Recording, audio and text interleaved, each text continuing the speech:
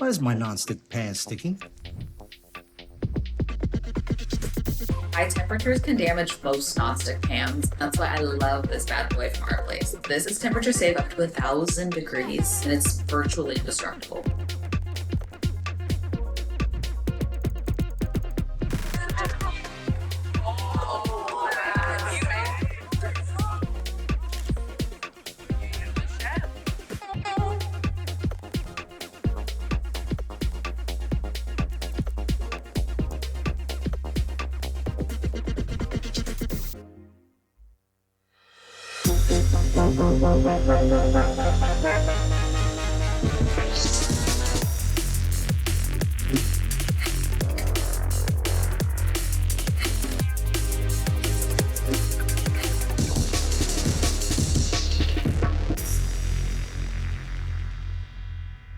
Good morning. I'm Sarah Engel. Look at all of you up this morning on day 3 in Vegas. We're glad to have you here. I'm so thrilled to be here with Sean Scott, the general manager of Google Shopping. We've had a fantastic time. Your team's fantastic wherever they are. Just really getting to know how you see the future of shopping, how you see consumer behavior shifts. So we're going to start with, you've been at Google for about a year, from your years at UT, if we have any Longhorns in the audience. Hook 'em? None? Hook 'em? No, Anybody? no, hook 'em? Okay. We tried. To, Amazon for years and now at Google Shopping. So I would love to just kind of hear what has surprised you most, what you thought was going to happen versus, how things really are. What's surprised you most? Yeah, so I'm the GM of Google Shopping, and it's my job to help customers find the products they're looking for, discover new brands, or just answer simple product questions. And so been at Google a little over a year, and full disclosure, I was a big Google fanboy prior to coming to Google. I think the early days of search, early Gmail. I'm very proud of my Gmail personal address, given when you get in on a beta on something, you can pick really cool email addresses. It does lead to a little bit of spam now, but as everybody tries to send to it, it's worth it, totally worth it. But all the great products over the years, I even had my Google glasses in 2013. And I think it's really because Google has this great ability to take a product and really redefine and reimagine what's possible. You look at something like Mail, and then you look at what Gmail did, or you look at the browser and what Chrome did, or Google Maps, YouTube. All these products have just such an amazing track record. And so, when I got the opportunity to come to Google, of course, I was pretty excited to join Google because I was such a fan for so many years. And I can honestly say it's lived up to my high expectations. So many smart people that I get to work with every day. So I'm truly humbling to work with some of the smartest people, literally the smartest people on the planet, solving some of the hardest problems in the world. And it's a really special time. And if I take a step back and look at last year, what a year. I mean, it's every day it seems like there's some big major announcement, either from Google or from industry, and it's changing everything. It's changing the way we shop, it's changing the way we live, it's changing the way we work. And so I can't think of a better place to be right now than at Google at this period of time. Yeah, that makes a lot of sense. I think, most folks here today, they want to hear your perspective and Google's perspective on what is really shifting about consumer behavior, and kind of what's the hype and what you're really seeing. So talk to us a little bit about the biggest consumer behavior shifts that you think really matter right now for shopping. Yeah, consumer behavior has changed forever. And we're really seeing 4 key shopping behaviors define the modern shopping journey. And that's streaming, scrolling, searching, and the reason we're all here is shopping. And this shopping journey is predictably unpredictable. We see 8 in 10 purchase journeys involve multiple touch points. And so if you think about all this that's happening, it's a pretty different place that we're in compared to where we were a few years ago. Now the good news is that means there's countless opportunities to influence customers. If I look at my own personal behavior, I'm constantly screenshotting interesting products I find on a daily basis. And I use these products for gifts. So maybe it's for Christmas or maybe it's for a birthday.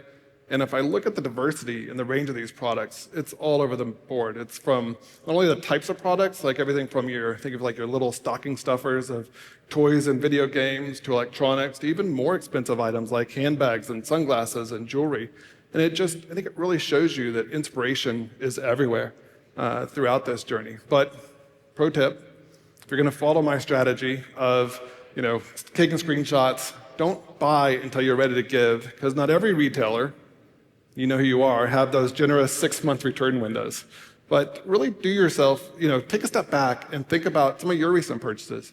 And, how many touch points did you go through before you actually made the purchase? And then put your marketing hat on and really think about, okay, how are we going to influence shoppers across all these different stages and really get in front of the customer? Yeah, that makes a lot of sense. I think a lot of folks, I've had a lot of conversations here actually, are asking, behind the scenes, asking the question, like, is my conversion journey is longer? I'm seeing so many more touch points. Is it just us? Is it something wrong with our site? Is it something wrong with the way that we're going about search? How do you look at the shopper journey right now in terms of, from discovery all the way through purchase? Yeah, you really have to look at that in the entire flow. It's not just good enough to look at a part. You really have to be everywhere the customer is. And so really thinking about, what are we going to do at the upper funnel? What are we going to do at mid funnel? What are we going to do kind of at the end close to purchase? And do we have those touch points to make sure we can influence the purchase? Yeah. Okay, so let's talk about, you guys talk a lot about, I think Google puts out a lot of future of shopping kinds of perspectives. My question is, how far out is the future of shopping? How accurate do you think you can be for how long? Is that 2030? Like, how long can you go out? And what are you guys specifically building that is going to build into that future? Sure. Yeah, we're living in an era of information overload. And for shoppers, it can often feel like finding a needle in a haystack. And so we think a lot about how do we better connect brands to customers and help them cut through the noise. And I think we're well positioned to do that, as 83% of Gen Z use Google and or YouTube on a daily basis. So that's a pretty staggering number, 83% on a daily basis. When we think about the future, we're really thinking about technologies that are assistive and highly personalized experiences. And so last year, we launched the new Google Shopping. So if you haven't used Google Shopping, it's a pretty remarkable experience. We're pretty proud of it, and it's built from the ground up with AI. And so it allows you to do some things in search that we haven't been able to typically do as shoppers before. And so, for example, full disclosure, a couple weeks ago, I decided to search for a new outfit for Shoptalk. Okay. So I went into Google Shopping, and I searched for men's jeans for a Shoptalk Keynote. And now that's a pretty atypical query. There's probably nothing in any database in the world that says, if you're going to wear jeans to Shoptalk, here's exactly what you need to wear. And so the site actually responds with a paragraph summary telling you the things to think about for a Shoptalk Keynote. And so for denim, it says consider a dark wash, straight cut, maybe something with a little stretch because you may be sitting or standing. And it's a really amazing experience to get that type of result back. And then we didn't show results categorized by those same attributes that we called out at the top. So again, really powerful. Similarly, I live in the Seattle area and I'm a big skier. And so instead of just searching for skis, I search for skis for the Pacific Northwest. And again, we show a summary of things to consider for skis in the Pacific Northwest, like consider a wider ski because the snow is heavier and wetter and a little bit chunkier, so you want a wider ski that can cut through that. And then we show you product recommendations using AI to really consolidate all the professional reviews that we see talking about wider skis. And then again, we show categories of products below that. And what's really, I think, unique and amazing about all this is that we're not a retailer. We don't have any inventory. We don't ship anything, and yet over 1 billion times a day, people are shopping across Google, which I think really speaks to the power of the platform. So I invite you all to go try Google Shopping if you haven't already. So either go to Google, type in your query and hit the shopping tab, or you can go to shopping.google.com and really see kind of the power of AI and what we've built. And I think it really speaks to the future and where we're headed and how we're thinking about our products. Yeah. You said AI a couple times. I think on day 3, we were probably like 10,000 references at Shoptalk into AI. I guess the question is, as your AI search competition gets stronger and stronger, and there's more and more news about it every day, how does Google look at search right now from an AI perspective, like specifically in the context of shopping? Like, we know how Google Shopping works. The question is, like, what do you see next? How do you stay ahead of that when there's so much competition in AI search? Yeah, we've been innovating search for decades, and some of our newest features like AI overviews, Lens, and Vertex AI search really take this to the next level. And not only are they driving more queries, but they're actually creating more opportunities for retailers and merchants.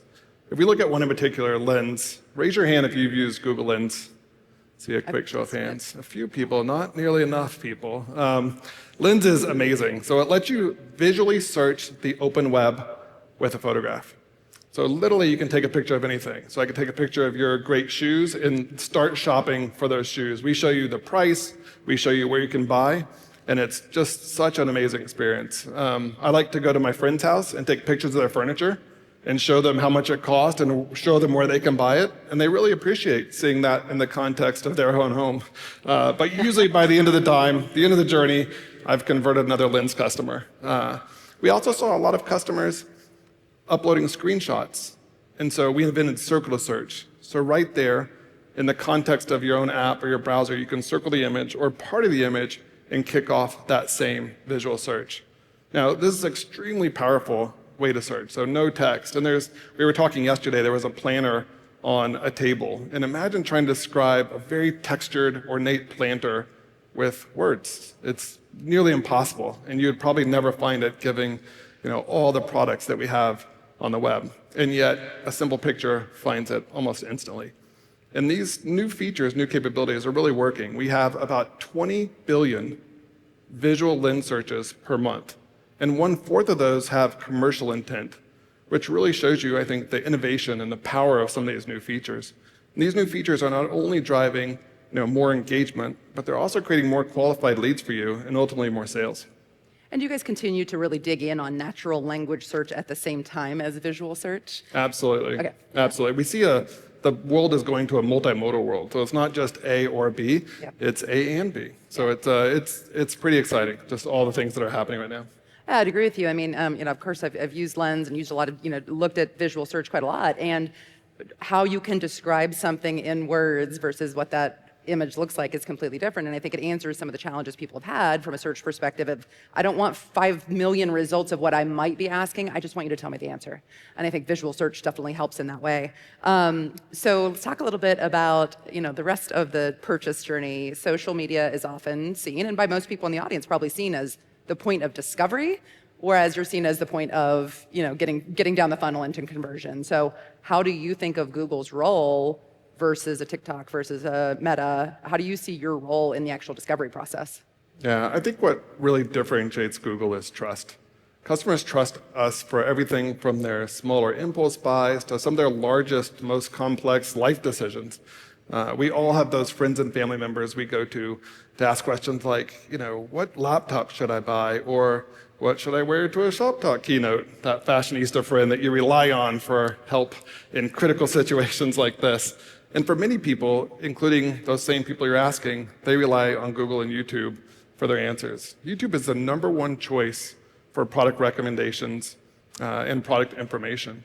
And so when we think about YouTube videos, we think about short-form videos really help with discovery, but I think longer-form videos can really help build brand and build trust.